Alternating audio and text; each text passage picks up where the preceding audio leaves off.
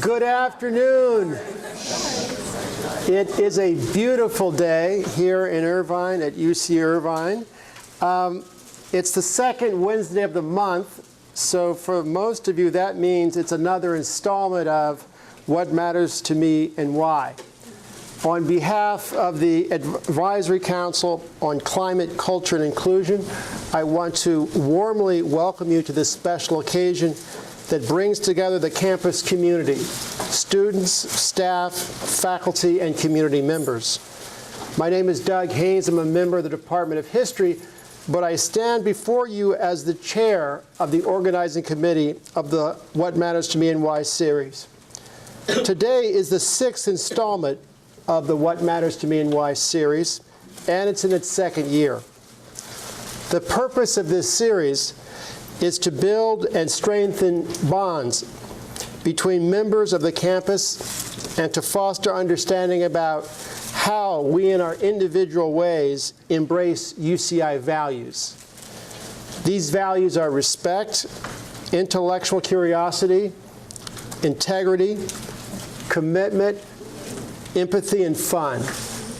We have a tradition here that I'd like to continue, where we take a minute or two for each of you to greet your neighbors beside you and in front of you. So go wild.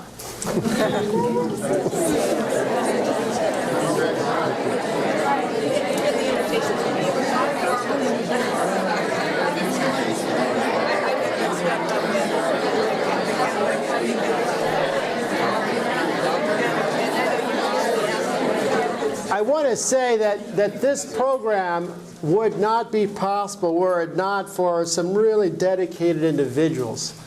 And I want to use the privilege as chair to acknowledge members of the Campus Council on Climate, including the chair, Professor Judy Stepan-Norris, as well as the committee members of the What Matters to Me and Why series. So if you're here, please stand up to be recognized. Don't be shy.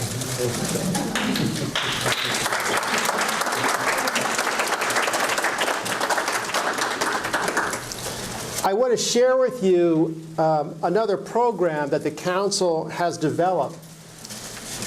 On Wednesday, May 7th, UCI will inaugurate what we hope to be a new campus tradition, the Global Equity Games. The purpose of the Games is to build and sustain an inclusive community by playing and having fun together. The Games will take place on Wednesday, May 7th in Aldrich Park from 11:30 to 1 p.m. And what's distinctive about the Games are the teams.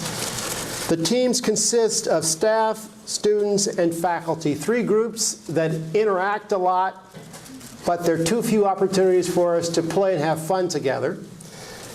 And these 20 teams will complete a variety of challenges.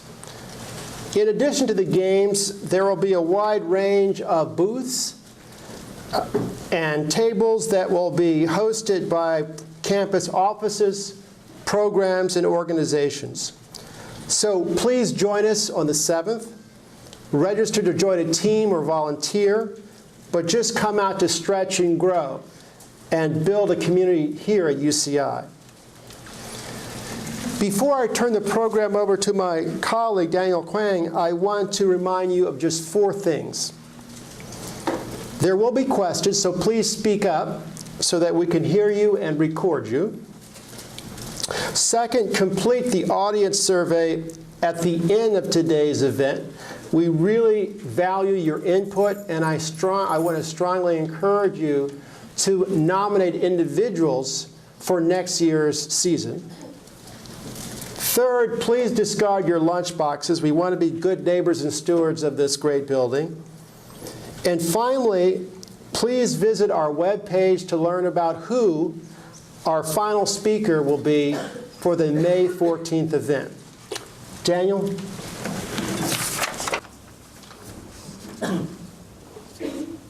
Thanks, Doug.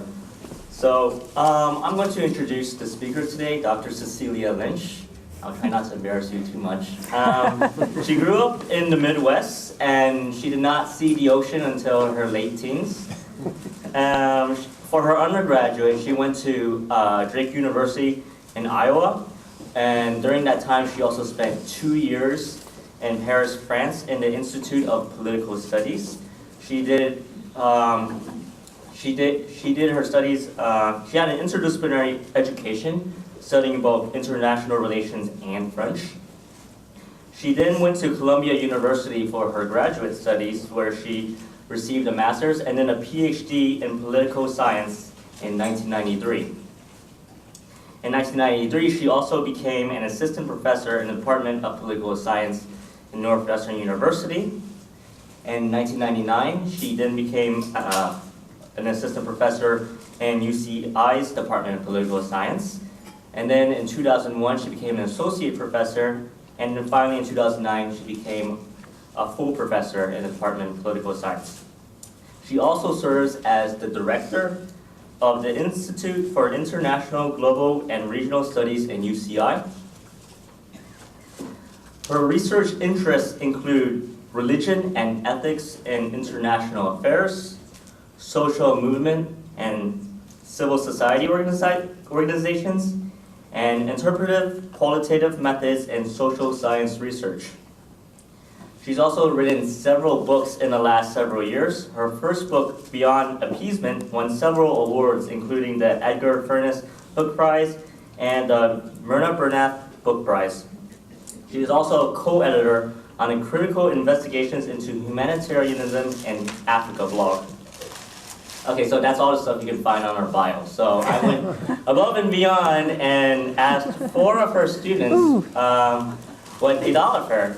And I'm happy to say that her students have universally enjoyed her research interests and mentoring. They all agreed that she personally invests in individual students to ensure their success. In fact, she is so good at mentoring that some of her students have nominated her for the J. Ann Tickner Mentoring Award, which she received in March at the International Studies Association Annual Convention. So without further ado, I pass it off to Dr. Lynch. Thank you very much.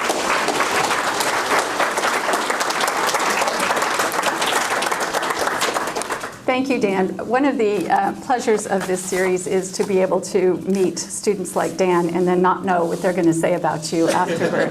So I do want to thank Dan, John, Doug, Judy, Debbie, the entire team, the advanced program, the chancellor, everyone for this series, because it's a very unique opportunity to reflect. And that's critical in the university, but it doesn't happen often enough. And it's not systematically encouraged, interestingly enough. So I think this is a place in which this is encouraged and is space for that. And this has provided me with an opportunity to appreciate what matters and what I have, which are many opportunities, a good job, fascinating research, fantastic staff. I have to say, the staff here rocks. Great students, and wonderful family and friends. And too often, I think we don't appreciate those things. I know I don't very often because I'm constantly feeling the overload of responsibilities at the university and everything that's piled up that I need to do, the things that I would like to do, both in my research and administration and whatever, never feeling like I'm doing enough. Some of the things that I have to do, including for the university, being burdensome or uninteresting or things that I don't really want to have to engage in. So this provides an opportunity to go back to what matters.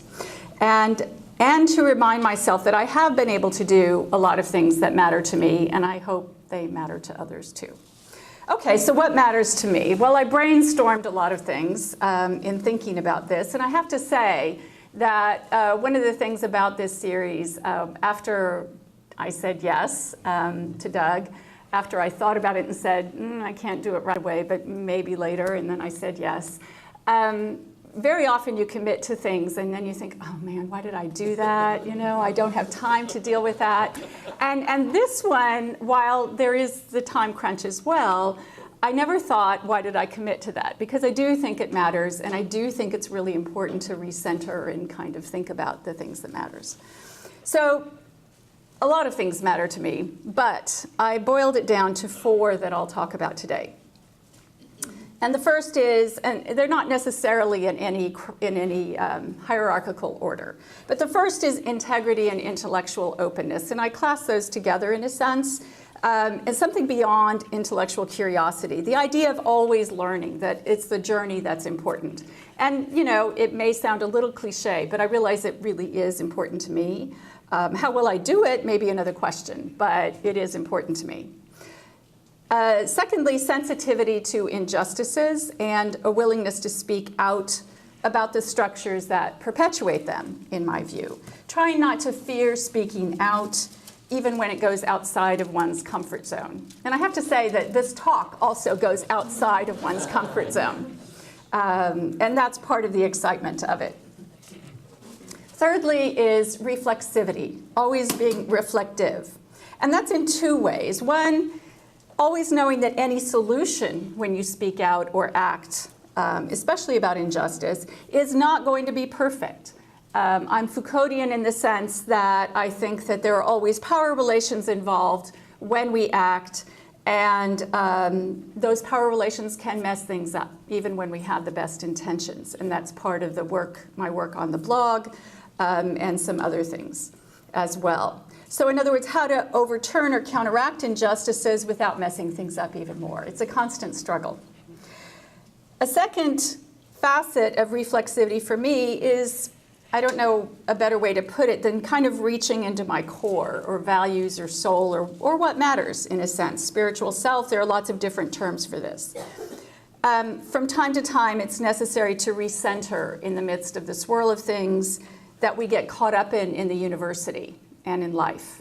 We can talk about that more if you want. So that's, again, why I appreciate the opportunity to reflect on these things today. And the fourth is having a life. That really matters to me. Not taking my projects, my career, or those of others too seriously. Taking care of relationships that matter, having at least occasionally that deep sense of enjoyment in others. And for me, that's my children and spouse, my friends, sometimes strangers when traveling, that aha moment with students when you've discovered something new or they've discovered something new. So those are things that matter, and they're all intersecting in many ways, and they're somewhat symbiotic. Now, I was asked to talk a bit about my background. And so that brings up the question of why these things matter. I think that's certainly connected to one's background in general. And my background and career path have never been linear. Sometimes I wish they had been more linear, but they haven't. And that's perhaps why I do work that is labeled interpretive rather than strict causal analysis or cause-effect work. Mostly I'm okay with not having a linear path, but sometimes I wish things would just be a little more straightforward and kind of easier. I'm from the Midwest, as Dan said. I'm from Harry Truman's hometown, Independence, Missouri. I never heard a bad word about Harry Truman until I went to college.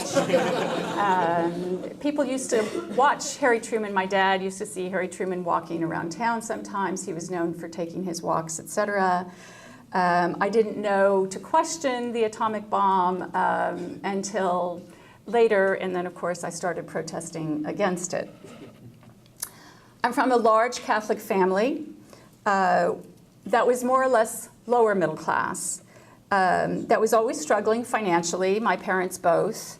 But education was prized. My mother prized music, and my aunt, who was kind of a second mother to us, always put the idea of travel into my head. Where would I like to go? What would I like to do, etc. So that was really important, I think, in sort of shaping my ideas about what I could do. Backing up, though, I want to come back to the idea of open-mindedness and willingness to learn. And I think it's a good thing that I prize open-mindedness and intellectual change. I'm very thankful for that, in part because my first career goal was to be a virgin martyr.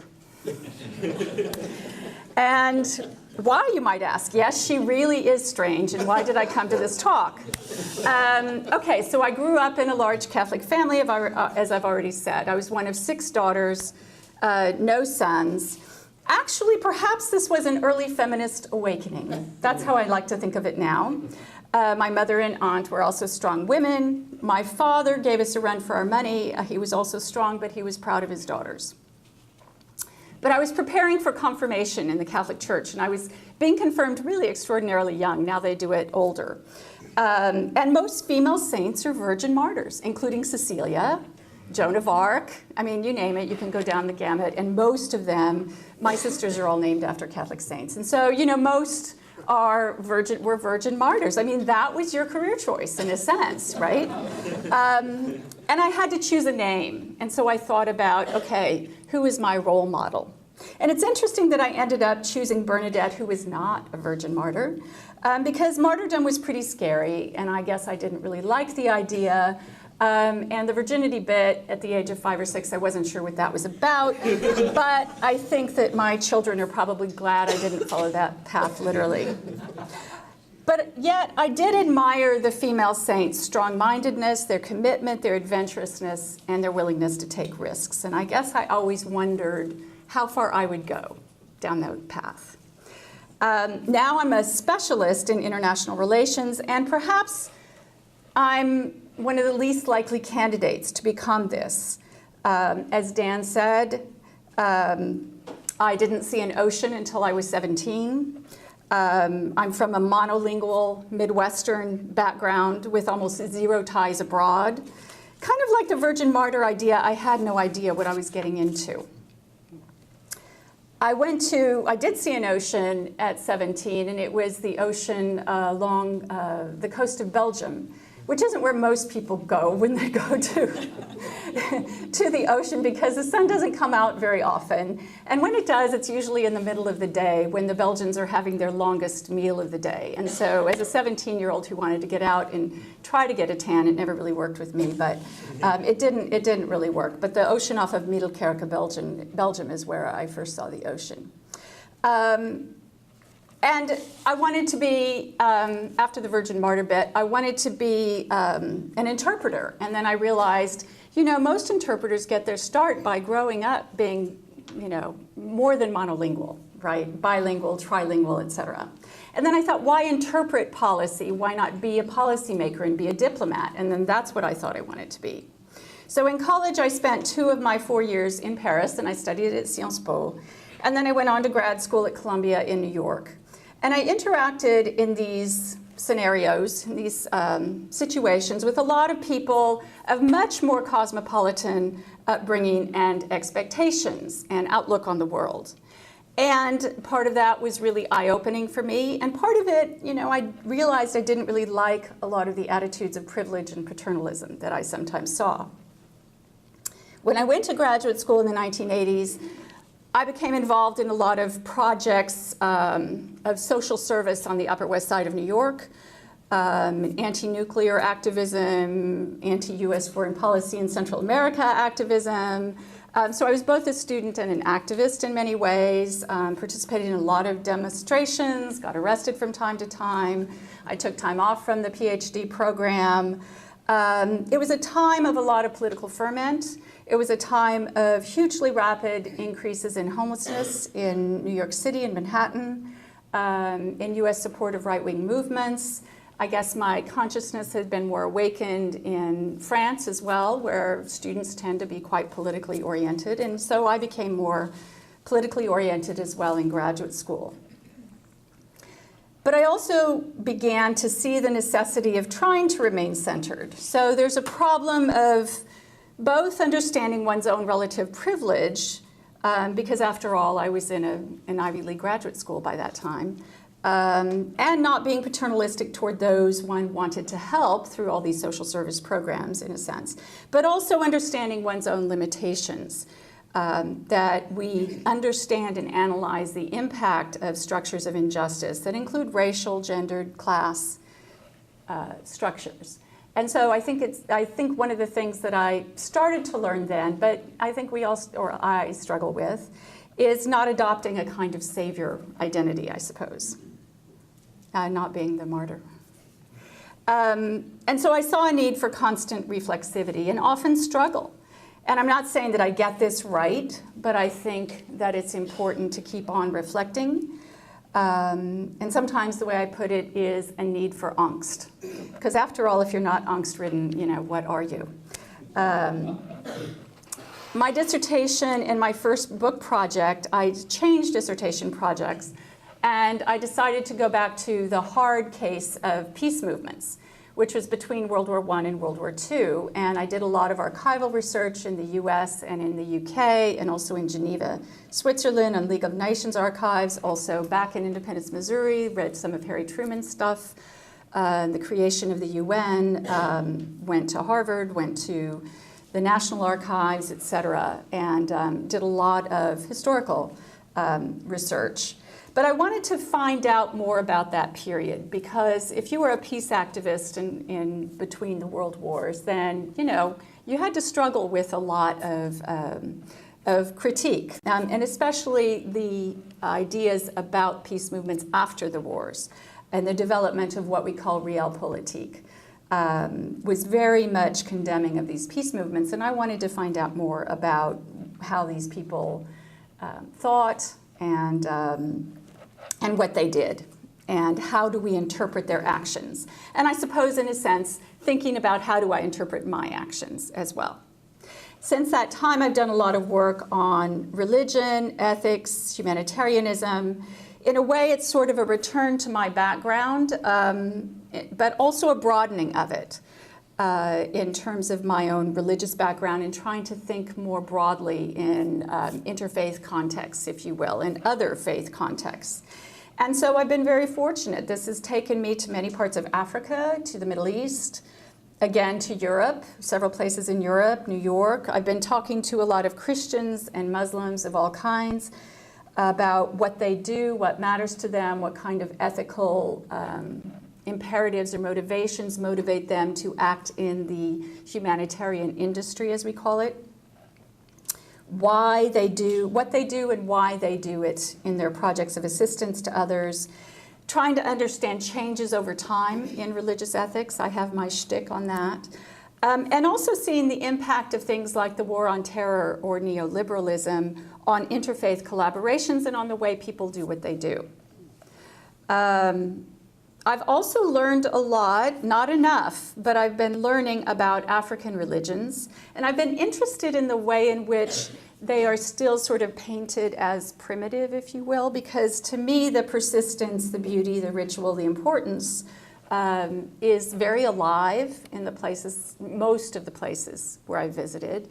A lot of people combine in very syncretic ways different kinds of religious practices. I find that just fascinating. I continue to learn about all of this. Not sure exactly what I'm going to do with it yet in my current book project, but I have had some fascinating interviews. I also think then that part of this openness to learning is also learning from my students, both graduate and undergraduate. Our students here are pretty fascinating. They have many local knowledges, and I found that out pretty quickly in coming to UCI from the Midwest. Our students know things that I didn't know growing up. They have, very often you have deep connections with another part of the world. Very often you or they grow up knowing multiple languages. I love asking my Introduction to International Relations class when I teach it, when family came to this country, if they know, why, what languages one speaks at home. And then when we combine that, we find that in a class of 150 or 200 students, we here represent maybe 30, 35 languages, virtually all of the conflicts of the 20th century going into the 21st century, cultural migrations, economic migrations, etc. Pretty fascinating place. So these kinds of deep local knowledges and connections, students often go back and forth to different places of the world as well. They've opened my eyes to different combinations of there and here, in a sense, for an international relations person. Whereas for me, when I grew up, I felt anyway like I needed to go there, somewhere else, to sort of get that. Whereas I feel like a lot of our students combine these things in their daily lives, these different knowledges.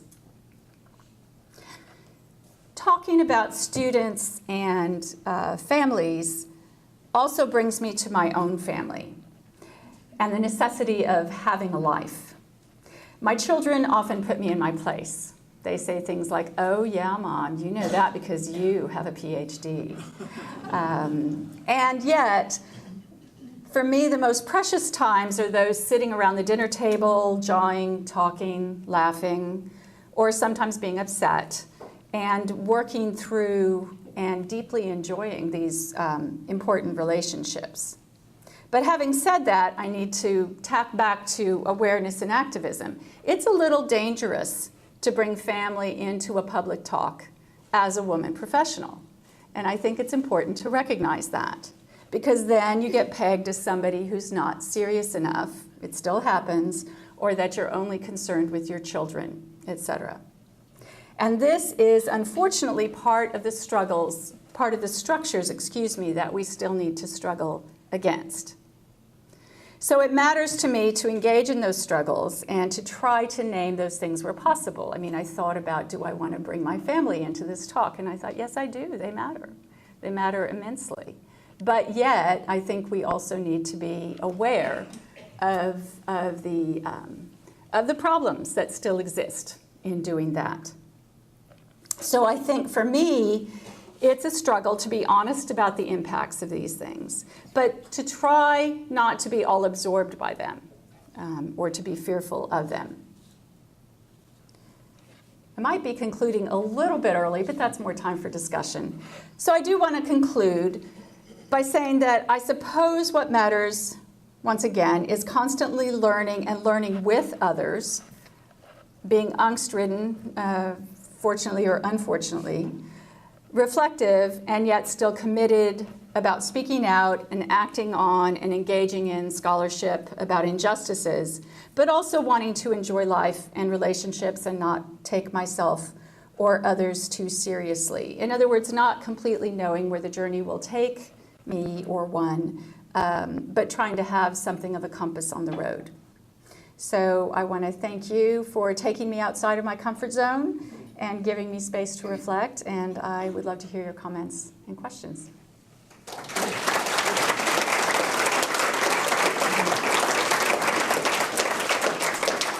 We have mics at different points, so please speak into the mics. So the floor is wide open for your questions.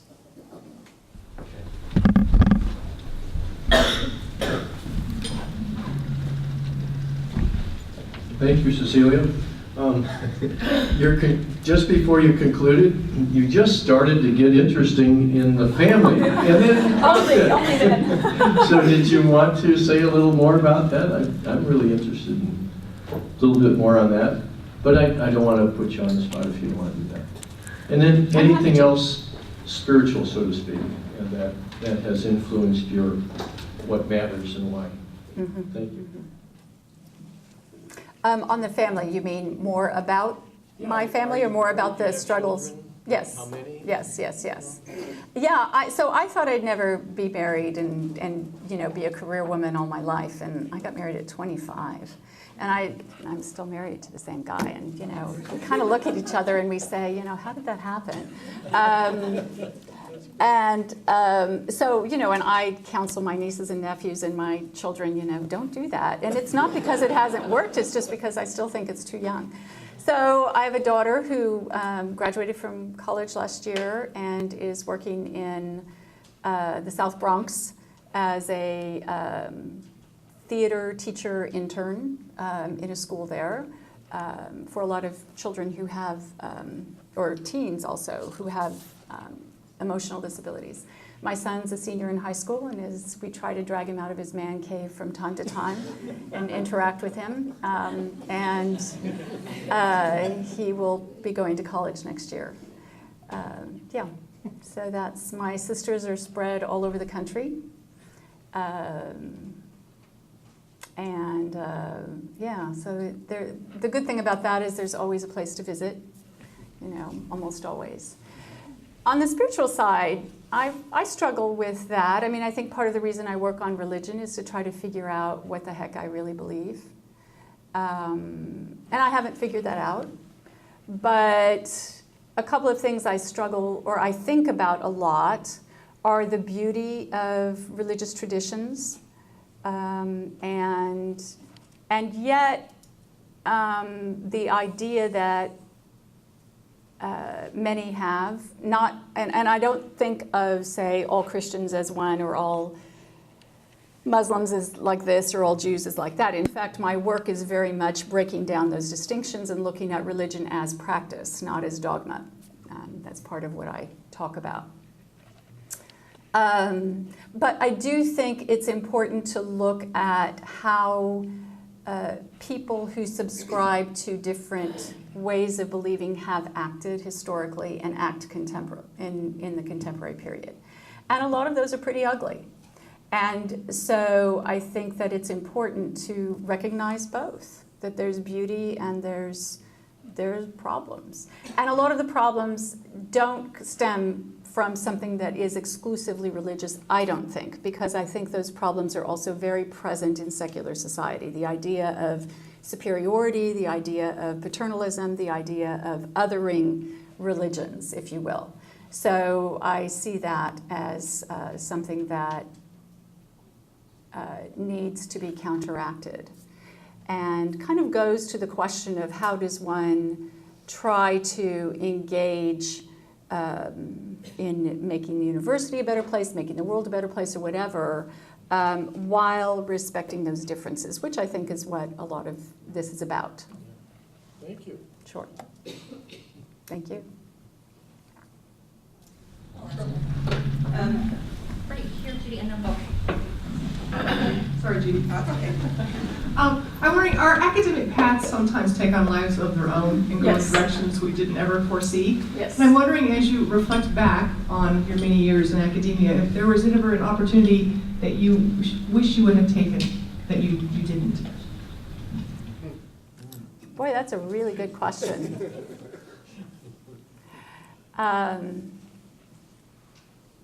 Well, there are a couple of things. One is, I'm going to go back even before academia, if that's okay. The road not taken, right? Sometimes I feel like I've taken too many of those already. But when I applied to graduate school, it was back before you apply online. That's how old I am. So I thought that I was applying for 2-year Masters in International Relations programs. And mostly I did, but Columbia sent me the PhD application program, and I didn't have time to ask for another one. So I applied to the PhD program. Somebody told me, if you're applying to a PhD program, you don't tell them you just want a terminal master's, so I didn't do that. I said I wanted a PhD. I thought, do I want a PhD? I have no idea. And they gave me the best financial aid deal, and that's where I went. So that's sort of not very linear. It's not very planned, right? And for several years, I thought, do I really, yeah, I'm kind of into getting this PhD, but do I want to have an academic career? Because for a long time, I still thought I didn't want to have an academic career. And then I left academia for a while, took time off, and did sort of activism. And then I realized, books are good. Thinking of big ideas is a good thing. I like that. I like that kind of mix. And I've tried to maintain some, fingers in the real world, if you will. But maybe that's not an entire answer to your question. But at both of those times, I thought, do I want to be doing something very, very different? All right, so thank you very much for your talk, very interesting. So I understand your caution about bringing up the motherhood versus career kind of thing, and how much does a woman talk about her family in a professional context. It's kind of scary. And the fact that it is scary, and the fact that you are a successful career woman who thinks that her family deserves the best, is also noteworthy. And so I was wondering if you can comment a little bit about strategies that you've taken over your career to enable you to keep your family in the important position that they are, and also be successful in your career. So it seems like you had a child-spacing strategy, because your kids are kind of a little bit far apart. That might be one. But any other advice you can give to the young women out there about, and men, about how to keep their family as important as you want them to be and still succeed in what you're trying to do in your career? That's a great question, Judy, and I wish I had a really, really solid answer to that. I think it's a constant struggle. And I don't know that I have managed to always do it in the best way possible. I know many women who have said, I'm not going to have children until I have tenure. I had 2 children before I had tenure. I mean, I guess I didn't follow the book, right? And in a way, I'm glad I didn't, but that also brings up, you know, I have confronted. I took my daughter when she was a baby to my first job for a while, knowing that she would be asleep and that I was still nursing, for example. And then I realized that some of my male colleagues who were a bit older, even though they were very liberal and very nice and all of that, I realized I understood that I was being seen only as a mother, and so I stopped doing that. Now, I don't think that that should happen because I was doing my work, right? I tried to rush from the university to pick up my daughter from daycare, you know, to try to keep those hours sort of short, but it didn't always happen. You know, and you know, the time when you pick up your kid later than anybody else has picked up their kid, and for my kids, they let me know it, you know, so they have always, I think in my desire to be, you know, democratic, I've probably gone overboard in the mothering part of things, but so I guess I don't feel that I have exactly the formula. I don't know that there is a formula. I do feel that it's important for women not to criticize each other's formulas, or to try not to, but to figure out what's comfortable for you. And I knew that I couldn't be somebody who had huge hours at daycare. I knew that I couldn't be somebody, or with a nanny. I knew that I couldn't. There were certain things I knew I couldn't do, but then how do you do what you have to do and try to do it all well, you know, is something I'm still trying to figure out. So I wish I could have a better answer to that question, but I do think that, going back to when I was an assistant professor, I do think men had many of the same struggles, but yet, and I don't mean to be overly gendered about this, but I think they received more kudos because they were now modern men, you know, taking care of their children, et cetera, et cetera. Whereas women need to fight the not serious business.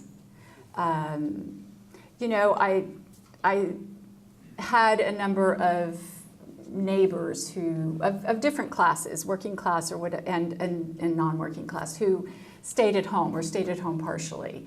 And I knew that they sort of thought, how can you leave your children, you know, for as long as you do or whatever, which I tried to keep short.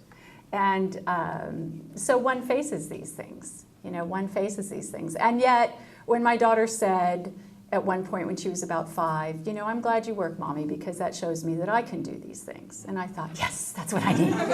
You know, yes, say it again. Can you say more about that? Can you keep talking? You know, I need this, I need this. So, you know, it's a lot of angst, I guess. And I don't want to paint a pretty picture when it's not there. I think constant vigilance is what we need to be engaged in.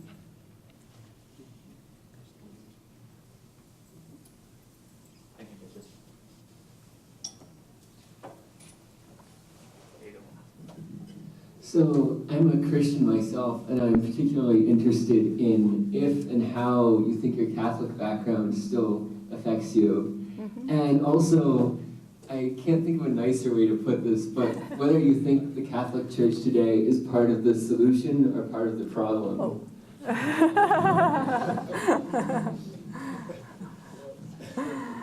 You guys don't ask the easy questions, you know, do you? No, that's great. So I've never sort of renounced being Catholic. I don't know if anybody would care if I did. But I think some of the positions I've taken, you know, if I were a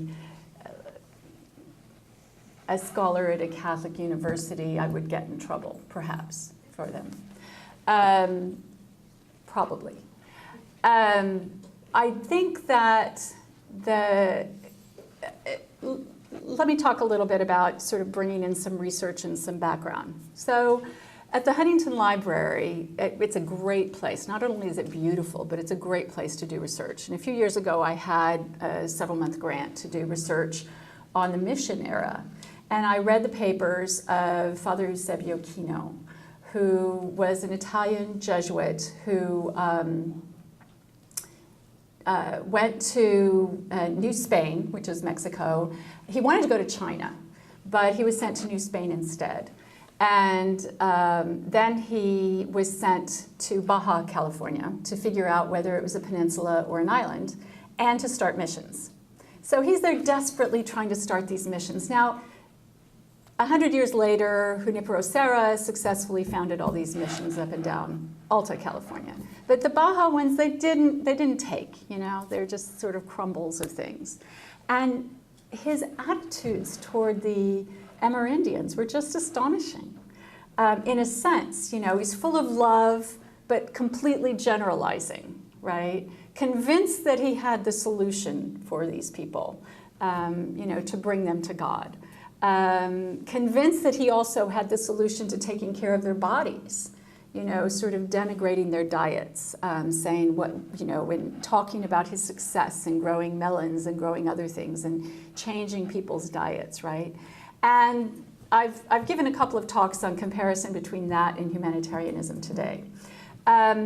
So there's that about the Catholic Church, and it's not just about the Catholic Church. It's about any, you know, it's about our projects on democracy, our quote-unquote secular projects on democracy today. It's the same kind of thing for me.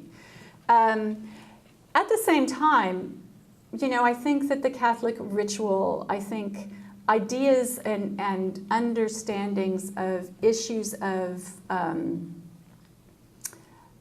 you know, that there are problems in the world. You know, the Catholic Church has a great tradition of social justice, right? And a lot of the Catholic thinkers were very important over time in this country and in other countries, you know, building up and sort of insisting on ideas about social justice. And yet, you know, if you look in Latin America, for example, the Catholic Church has both been a promoter of social justice and an organizer against it, right? So there's a lot of beauty that I see. There's a lot of, I don't want to say all religions are alike, but I think ideas of thinking about the common good that are characteristic of many different faith traditions. I think all of those are quite wonderful and beautiful and important, and need to be respected and need to be acknowledged for their power in the world. And I think sometimes, especially in academia in the West, they're not acknowledged. They're just a priori seen to be negative. And I don't think that's the case any more than some of the secular projects that are out there. So, you know, I continue to puzzle over these things. And I think the Catholic Church right now has some big problems. I think Pope Francis is going a certain way to address them, but I think on issues of gender and sexuality, they've got huge problems, and that's my view. And, you know, I think that they're going to be seen as quite atavistic until they start addressing those things. Actually, I can have one question. So you were a student activist yourself. Got arrested a few times, and now you're a teacher and a mother, and your students, children, are at the age when, at the same age when you were a student activist yourself. So I wonder, how does that feel to be both a student and now a mother and a teacher of people who are activists, or can be activists? Great question, but I don't see a contradiction. You know, I've taken my children to demonstrations too when they were young.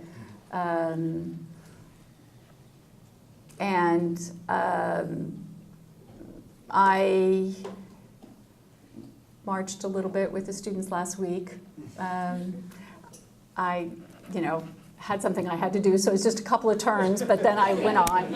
I think that I made a sign a few years ago in the student protests against fee hikes and all of that, because I think accessibility is really important, because I think affordability is really important, because I know that I had to finance my own way through school, and I think that it's important to be, to provide opportunities as much as possible. So, if my children decide to become activists, that's absolutely fine with me. And they are very clear about making up their own minds about these things, and so that's a good thing. And I think the student activism here is a good thing.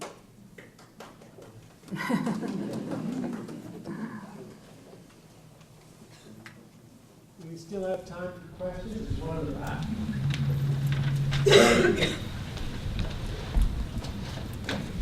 Cecelia, you mentioned that your first experience abroad, going to France, was really important for you, and you've since traveled to all corners of the globe for your research and for other purposes.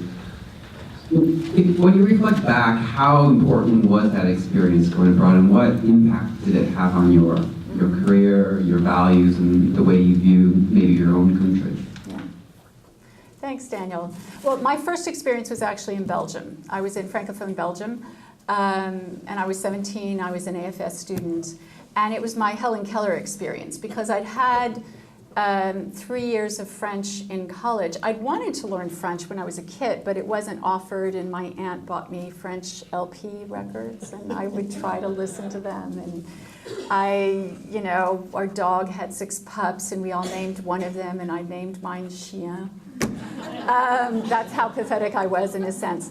But when I went to Belgium, I realized that, that's not very much, especially when you factor in a Belgian accent and people who don't, who speak some English, etc. So in the beginning of the 2 months, I was having a really rough time. Then I could understand enough to know that the mother of my family was going around to people and saying, we thought she spoke French, but she doesn't really. And I could understand that, but I couldn't really say something back. And then by the end of the summer, I was able to converse, and she was the first to give her credit, to give me credit. That, and then taking classes in France. And Daniel is the study abroad faculty coordinator, and I'm also a big supporter of study abroad, being director of international studies. It does open one's horizons to take American foreign policy at Sciences Po and to understand all the critiques of US foreign policy was phenomenal.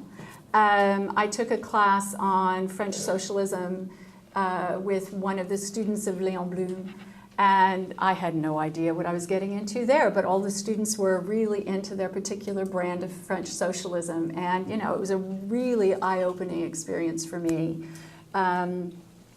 To take art history, etc. So yeah, that really did make me think, the rest of the world doesn't necessarily see things the way we do, and or the way people in my hometown did, and or the way people in New York did when I went to graduate school, for example. So I think that was absolutely critical. And in work in other parts of the world, for example, West Africa or East Africa, there are lots of differences between West, East, South, North, and individual countries, right? It's not at all a homogeneous place. But I think now I look back on my time in Europe and I think, wow, I want to go back to all the museums of colonization in the European capitals now. And I want to look at those differently. I want to look at art differently in Europe, and I have begun to do that, but it's this constant, broadening. And I haven't traveled actually in East Asia. I had a couple of opportunities, but haven't been able to take advantage of them yet. So I haven't been everywhere. It would be nice, but I haven't. But yeah, I think, does that answer your question? That it's absolutely critical for just understanding that there are different views, different histories. Well, if there are no further questions or comments, please let's give a great round of applause.